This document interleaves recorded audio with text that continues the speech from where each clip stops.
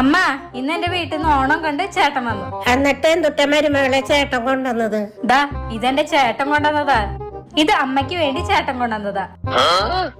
മരുമകളുടെ വീട്ടിൽ നിന്ന് എന്നാ വരണ ഓണം കൊണ്ട്?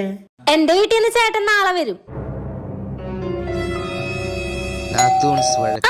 എന്റെ ചേട്ടൻ വന്നു. ആ ചേട്ടാ അമ്മേ ചേച്ചി വാ ചേട്ടാ, നമുക്ക് റൂമിലിരിക്കാം.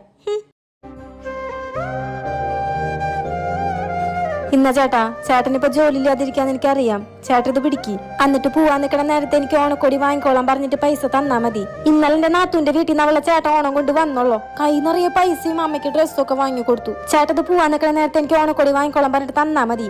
അവൾ അത്രയ്ക്ക് ആളാവാൻ നിക്കണ്ട. ശരി പെങ്ങളെ. അമ്മേ, അപ്പൊ ചേട്ടൻ ഇറങ്ങാന്ന് പറഞ്ഞു. അതെ എന്നാ മോളെ